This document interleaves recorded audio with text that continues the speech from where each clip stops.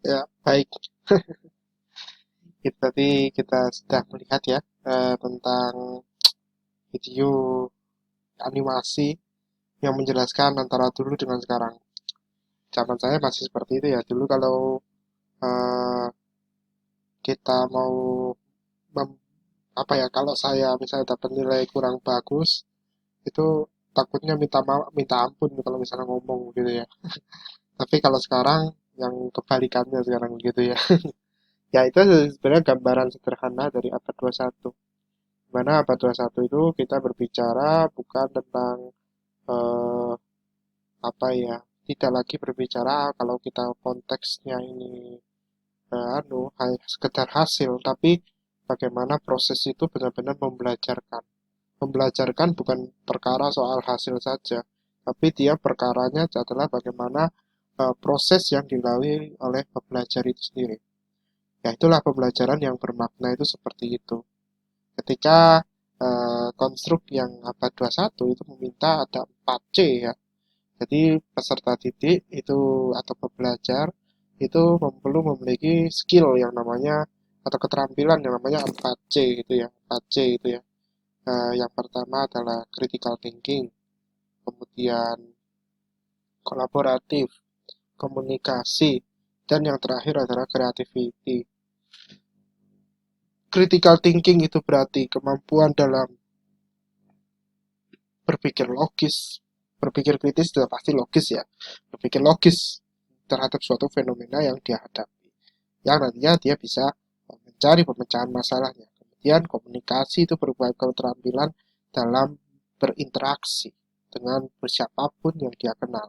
Lalu keterampilan kolaboratif, yaitu keterampilan yang tidak hanya komunikasi tapi juga saling terlibat di dalamnya, di dalam suatu interaksi itu sendiri. Itulah kolaboratif.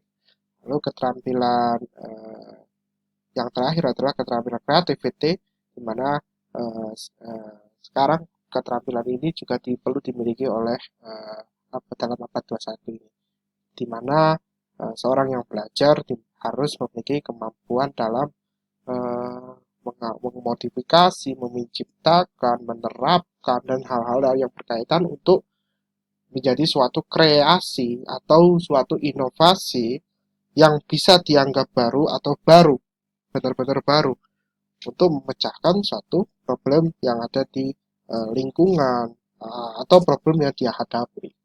Itulah keterampilan-keterampilan dari abad 21.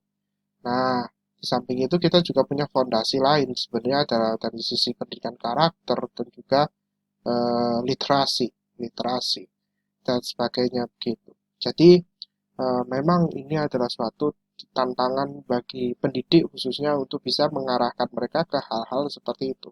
Khususnya keterampilan-keterampilan seperti itu agar mereka bisa siap menghadapi era ketidakpastian di abad 21 ini. Pekerjaan banyak yang hilang, yang harusnya itu sudah sangat sahih kita ketahui banyak yang hilang dan sebagainya. Ini menjadi suatu tantangan yang sangat berat bagi seorang pendidik dalam membelajarkan mereka, khususnya ketika mereka nanti menghadapi abad 21 ini. Jadi, saya rasa abad 21 ini memberikan pelajaran berharga bagi kita bahwa transformasi teori belajar yang sebelumnya kita sudah bahas itu menjadi sebuah urgensi yang sangat perlu dilakukan karena kita tidak lagi bicara tentang bagaimana kesamaan itu menjadi satu-satunya objek yang perlu menjadi perhatian, tapi kita perlu berbicara bagaimana siswa menjalani proses belajarnya itu bisa dengan cara yang nyaman supaya mereka bisa menghadapi era ketidakpastian ini. Begitu, rekan-rekan. Baik, terima kasih. Itu yang bisa saya sampaikan.